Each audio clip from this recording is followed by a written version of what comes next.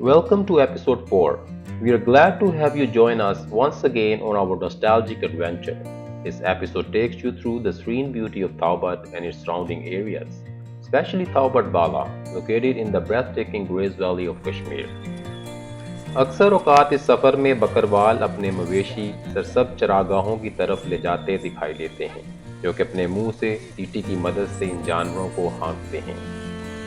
آج ہم بات کریں گے کیل سے تاؤبٹ کے سفر کی جو کہ گریز ویلی کا دل ہے اور بے شک آزاد کشمیر کا ہیرا بھی کہلایا جا سکتا ہے۔ کیل وہ مقام ہے جہاں سے دو مشہور وادیاں شروع ہوتی ہیں۔ ایک راستہ شونٹر ویلی کی طرف جاتا ہے جس کے مناظر ہم آپ کو پچھلے ایپیسوڈز میں دکھا چکے ہیں۔ دوسرا راستہ گریز ویلی کی طرف جاتا ہے جس کا آخری اور سب سے خوبصورت مقام تاؤبٹ ہے۔ کیل سے تاؤبٹ تقریباً 40 سے 45 کلومیٹر دور ہے، لیکن راستہ پہاڑی اور کچا ہونے کی وجہ سے سفر میں کم از کم 4 سے 4.5 گھنٹے لگ جاتے ہیں۔ یہ راستہ صرف 4x4 جیپ سے طے کیا جا سکتا ہے اور بہتر یہ ہے کہ آپ مقامی ڈرائیور کے ساتھ جائیں کیونکہ وہ ان راستوں کے ماہر ہوتے ہیں۔ راستے بھر میں نیلم دریا، آبشاریں، سرسبز پہاڑ اور مقامی لکڑی کے گھر ایک ایسا منظر پیش کرتے ہیں جو ہمیشہ کے لیے دل میں نقش ہو جاتا ہے۔ سرداری اور جانوائی جیسے مقامات راستے میں آتے ہیں جہاں مقامی دکانوں سے چائے یا ہلکا کھانا مل جاتا ہے۔ اسی سفر کے دوران آپ کا گزر ایک مقام ہیلمت سے ہوتا ہے۔ ہیلمت سے پہلے ایک فوجی چیک پوسٹ آتی ہے جہاں اصل شناختی کارڈ جمع کر لیے جاتے ہیں جو کہ واپسی پر آپ کو مل جاتے ہیں۔ غیر ملکی سیاحوں کو وزارت داخلہ پاکستان یعنی منسٹری آف انٹیریئر پاکستان سے NOC یعنی نو آبجیکشن سرٹیفکیٹ حاصل کرنا ضروری ہے، خاص طور پر اگر وہ کیل یا تاؤبٹ جانا چاہتے ہیں۔ بغیر NOC کے کسی غیر ملکی کو ان علاقوں میں داخلے کی اجازت نہیں دی جاتی۔ تاؤبٹ میں دستیاب عام کھانوں میں دال چاول، چکن کری، دال ماش، لوبیا، تندوری روٹی، آلو گوشت اور دیگر سبزیاں شامل ہیں۔ اس کے ساتھ ساتھ مزہ دوبالا کرنے کے لیے مقامی دیسی چائے بھی دستیاب ہے۔ تاؤبٹ میں چند مقامی ہوٹل اور گیسٹ ہاؤسز موجود ہیں، لیکن بہتر ہے کہ پہلے سے بکنگ کر لی جائے۔ یہاں تازہ ٹراؤٹ فش بھی اویلیبل ہے جو مقامی دریاؤں سے پکڑی جاتی ہے۔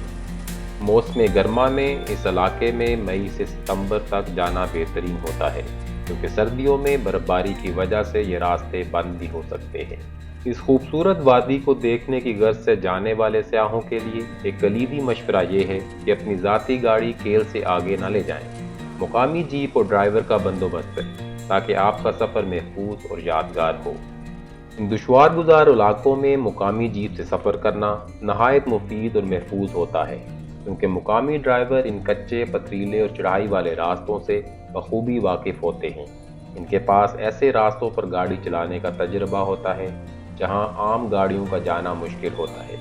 یہ جیپیں مضبوط ہوتی ہیں اور خراب راستوں پر آسانی سے چلتی ہیں۔ اس کے علاوہ مقامی جیپ استعمال کرنے سے نہ صرف آپ محفوظ سفر کرتے ہیں بلکہ مقامی معیشت کو بھی فائدہ پہنچاتے ہیں۔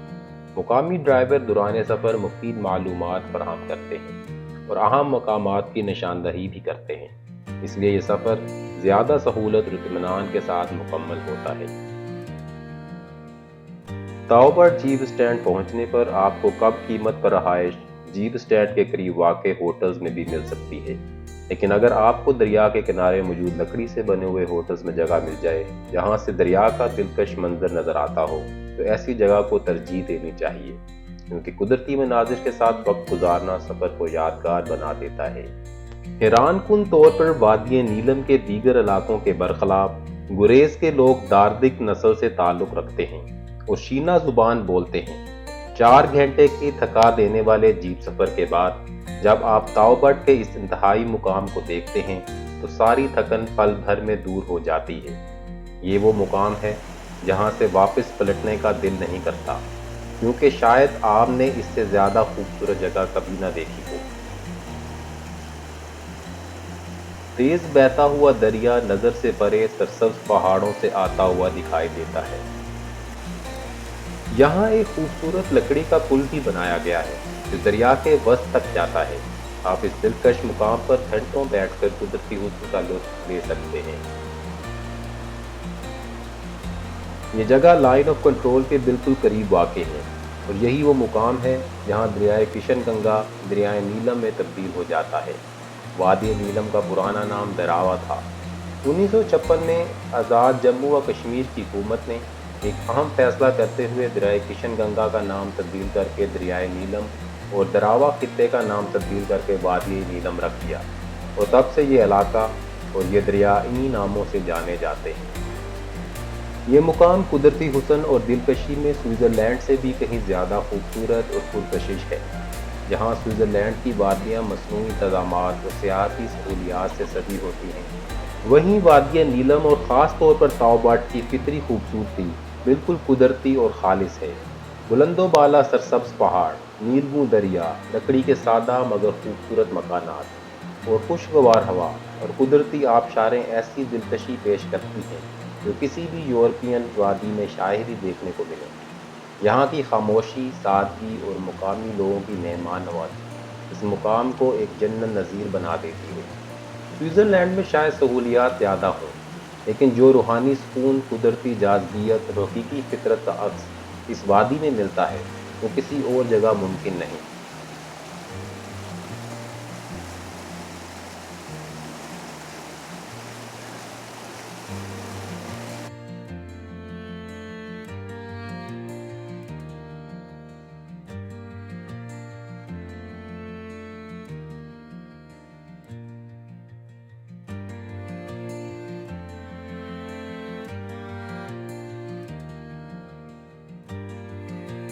ہم نے کچھ وقت اس پرفضا مقام پر گزارا اور پھر یہ سوچ کر یہاں سے کوچ کیے کہ شام کو پھر یہاں واپس آ جائیں گے، کیونکہ یہ جگہ ہمارے ہوٹل سے چند قدم ہی دور تھی۔ یہاں سے کچھ دور ہی جیپ سٹینڈ کو کچا جیپ ٹریک جاتا ہے، اور یہ جیپ ٹریک یہاں کی مقامی مسجد شہداء کے پاس سے ہوتا ہوا ایک چھوٹے لکڑی کے پل کو عبور کرتے ہی آپ کو جیپ سٹینڈ پر پہنچا دیتا ہے۔ یہ پل ایک ایسی ندی پر واقع ہے جو کہ تاؤبٹ بالا سے آ رہی ہے۔ اگر آپ تاؤبٹ جا رہے ہیں تو کم از کم یہاں 2 راتوں کے لیے رکیں، کیونکہ ہمارا قیام بھی 2 رات کا تھا، اس لیے ہمارے پاس اس جگہ کے گرد و نواح اور مقامی زندگی کو دیکھنے کے لیے کافی وقت تھا۔ ہم نے ارادہ کیا کہ کیوں نہ تاؤبٹ بالا کی خوبصورتی سے لطف اندوز ہوا جائے، تو ہم ندی کے ساتھ ساتھ جیپ ٹریک تاؤ بالا کی طرف بڑھنے لگے۔ موسم بہت اچھا تھا اور آسمان بادلوں سے اکثر صاف تھا۔ راستہ کچھ دور جانے پر جیپ ٹریک سے تبدیل ہو کر ایک پگڈنڈی میں بدل گیا، جو اب ہمیں پہاڑ کے اوپر لے جانے لگا۔ جوں جوں ہم اوپر جاتے گئے، وادی کے مناظر اور بھی دلکش ہونے لگے، کیونکہ اب ہم 4 سو پھیلی سرسبز وادی کا ایریل ویو دیکھ سکتے تھے، اور شفاف بہتی ندی اس وادی کے دامن میں بہہ رہی تھی۔ میرے ہمراہ خرم صاحب تاؤبٹ بالا کی طرف بڑھ رہے تھے، جبکہ مجاہد صاحب اور عمر فاروق صاحب کچھ استانے کے لیے ایک لکڑی کا مقامی پل عبور کر کے دریا کے پار چلے گئے تھے۔ تاؤبٹ بالا گریز وادی کا بالائی علاقہ ہے جس میں آپ میلوں سفر کر سکتے ہیں، اور یہاں سے ایک راستہ استور جاتا ہے۔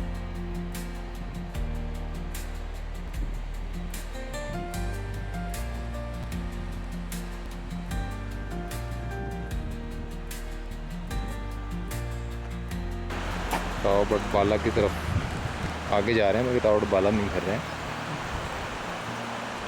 بہت خوبصورت علاقہ ہے یہ، تاؤبٹ سے تھوڑا سا اوپر آپ اس علاقے کا وزٹ کر سکتے ہیں پیدل۔ اگر اس علاقے کو وزٹ کریں تو بہت اچھا لگے گا۔ ایسے بھی جیپ اور ٹرانسپورٹ کی سہولت اس طرف نہیں ہے، پیدل ہی اس علاقے کو دیکھا جا سکتا ہے، اور یہ اس چیز کی اس جگہ کی خوبصورتی کو برقرار رکھنے کے لیے یہ چیز فیکٹر جو ہے بڑا اہم ہے۔ اور بے شمار اس ویلی میں نالے، ندیاں بہہ رہی ہیں جو اس کی خوبصورتی میں اضافہ کر رہی ہیں۔ بہت بڑے محنت کش یہاں پہ ہیں۔ اس علاقے کے لوگ نہایت محنتی ہیں۔ وہ روزمرہ کی زندگی میں مختلف فصلوں کی کاشت اور قدرتی خوراک کی پیداوار میں دن رات مشغول رہتے ہیں۔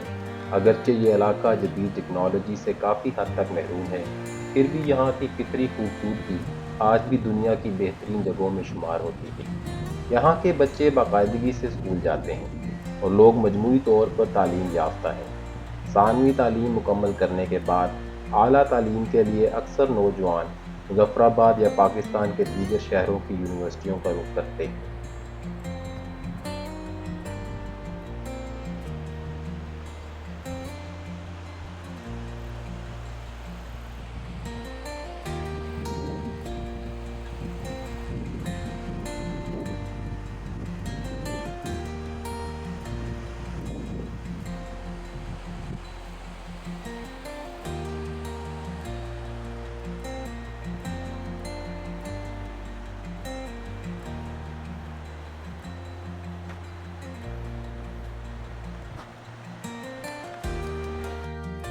کچھ دیر اس بلند راستے پر چلنے کے بعد یہ راستہ پھر ایک بار ہمیں وادی کے بیچ لے جاتا ہے، جہاں ایک طرف ترتیب سے خوبصورت لکڑی سے بنے ہوئے گھر دلکش نظارہ پیش کرتے ہیں، تو وہیں ایک پل دریا پار ایک باغیچے میں لے جاتا ہے، جہاں آپ ندی کے خوبصورت منظر سے لطف اندوز ہو سکتے ہیں۔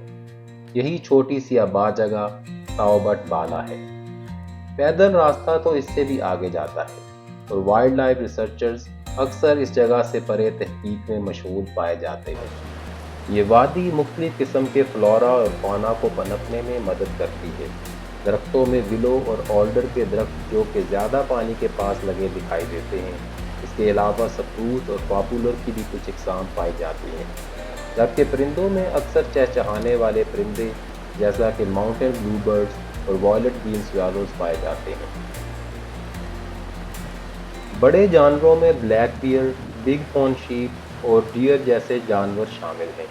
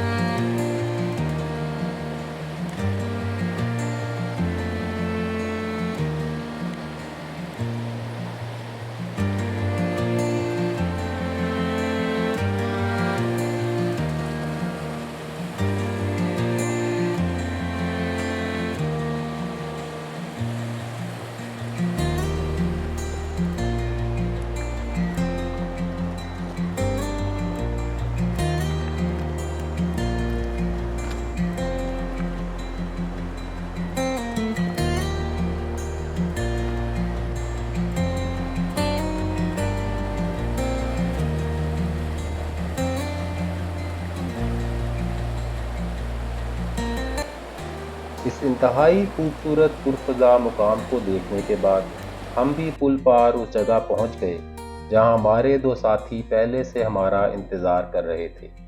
سورج بالکل سر پر تھا اور گرمی میں صبح کی نسبت کچھ اضافہ ہو گیا تھا۔ ہم نے کچھ دیر درختوں کے سائے میں ندی کنارے آرام کیا اور ایک مقامی کار کے چڑھائی چڑھنے کے منظر سے لطف اندوز ہوئے، جو کہ غالباً بما فیملی اس علاقے کی سیر کو آئے تھے۔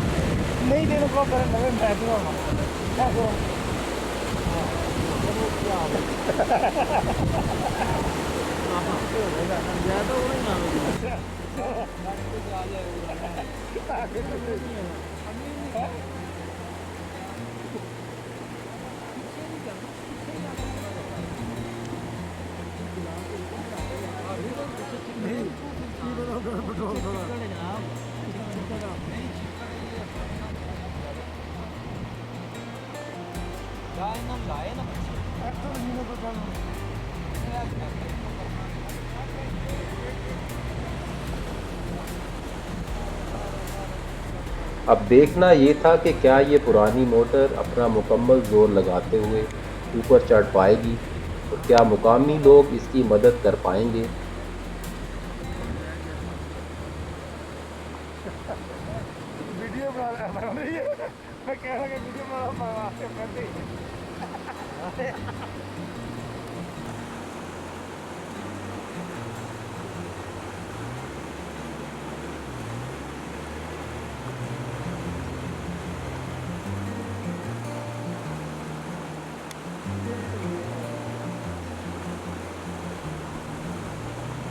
تاؤ بٹ واپس آنے پر ہم نے دوپہر کا کھانا کھایا، جس میں خرم صاحب کی فرمائش پر نہایت لذیذ دال ماش کے ساتھ تندوری روٹی نے مزہ دوبالا کر دیا۔ اس کے بعد ہم تاؤ بٹ میں موجود ایک اور پل پار ہوٹل سائٹ دیکھنے چلے گئے۔ رہائش کو آپ کرتے ہیں اس کو کنٹرول؟ آج تو ہم یہ جو مالک ہے وہ کیل چلے گئے، وہ ہمارا یہ تو کام گئے بندے اس سے۔ اچھا اس کا آپ کا کس جگہ کو؟ تاؤ بڑھ گئی، اچھا ادھر سے کتنے کمرے ہیں اس کے؟ 4 کمرے، ایک ہی سائز کے ہیں؟ جی ایک سائز۔ کیا لائٹ ادھر ہے؟ جی ادھر لائٹ ہے یہ؟ جی لائٹ ہے، ادھر نہیں ہے لائٹ؟ ادھر نہیں صحیح ہوتی ہے، بیچ ادھر خراب ہے۔ آپ کا علیحدہ ہے بجلی گھر کا جی سسٹم؟ تو کیا کمروں کا کیا ہوتا ہے؟ 1500 روپئے۔ تو یہ جو ہے یہ بھی ہیں ٹینٹ جی ٹینٹ وہ بھی آپ کی جی ہے؟ اس کا کیا ہے؟ 700 700 ساروں کا ہی؟ مطلب ایک ہی ریٹ، ایک ہی ریٹ؟ ایک 2 بیڈ لگ جائیں گے۔ اچھا دو ہر کسی میں دو واش روم بھی وہ ہے؟ واش روم مل جائے گا، اچھا وہ ان کے ساتھ ان کے ساتھ اٹیچ ساتھ۔ سب کے جی اچھا اٹیچ ہے۔ تو وہ کھانے کا کھانے کا ادھر سے۔ اچھا میس کا بھی ہوتا ہے آپ کا؟ کہتے بھی کیا کھانا کیا ہوتا ہے یہاں سب چکن کڑھائی ہوتی ہے تو بریانی ہوتی ہے۔ چکن تو پیچھے آ رہا ہے آپ کے، ٹھیک ہے۔ اور یہ چکن فرائی کا کیا ریٹ چل رہا ہے یہاں؟ یہاں 1200۔ 1200 کتنا ایک پیس کا؟ جی ایک ہاں ایک پیس وہ دو ماتن تک یہ ہے کوئی نہیں، یہاں بکنگ کے لیے یہ نمبر بھی ساتھ لگا ہے، رابطہ اگر کرنا ہو فون ہو جاتا ہے۔ یا 3-4 ہیں لیور کے لیے یہ اٹیچ بات ہے، یہ بھی ہے، ڈبل بیڈ ہے اور اس کے ساتھ میٹرس بھی لگے تھے، اس کے ایکسٹرا چارجز ہیں۔ اور یہ ویسے اسٹور ہے، اسٹور روم ہے۔ سارے اسی طرح کے ہیں نا یہ سارے بس چلے گئے۔ یہ اوپر بھی ہے؟ جی اوپر 2 کمرے اوپر ہے۔ اچھا آپ ادھر جی یہ جو مالکوں کی یہ گاڑی نہیں ہے یہ بھی کھڑی ہے؟ نہیں یہ گیسٹ یہ بھی آئے ہیں آج، ہم نے کمرہ ان کا لے لیا تو ایک ٹینٹ ہمارا لے۔ شام ڈھلتے ہی ہم اپنے ہوٹل واپس آ گئے۔ ہمارا ہوٹل نیا ہی بنا تھا اور ہم ہی اس کے پہلے کسٹمرز تھے، اور ابھی یہاں بجلی کا کوئی مناسب انتظام بھی نہ تھا، تو رات کو ہم نے اپنے موبائل پر لوک گیت لگا لیے۔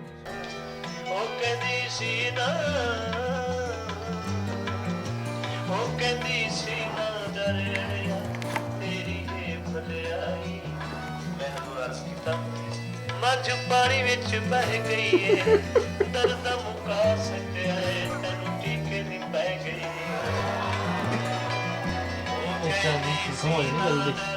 نہیں ہونا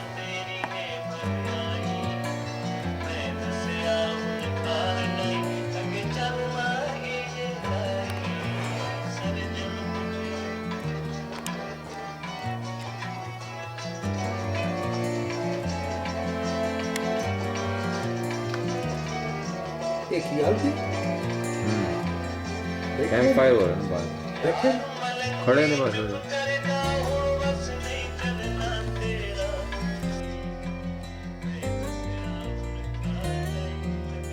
ہمارے کمرے میں تو خوب اندھیرا تھا۔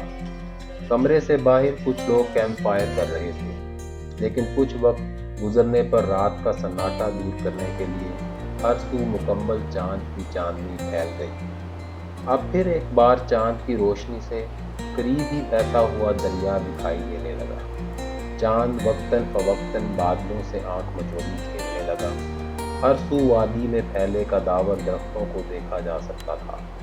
اب رات اپنے دوسرے پہر میں داخل ہو رہی تھی اور ارد گرد کے ہوٹلز میں جاگنے والوں کی آوازیں مدھم پڑ چکی تھیں۔ ہر طرف بس قدرت کا شور تھا، یعنی بہتے جھرنے سکوت میں اپنا راگ لاپ رہے تھے۔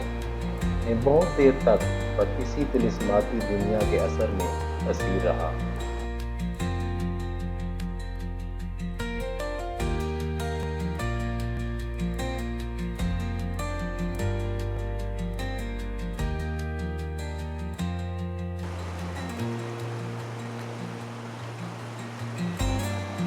Thank you all so much for joining us on this journey.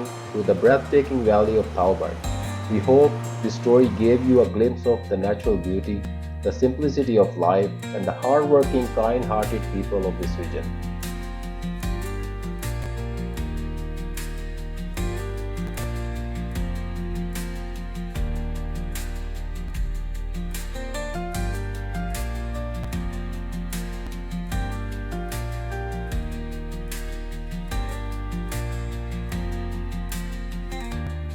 We'll see you in the final episode of this journey.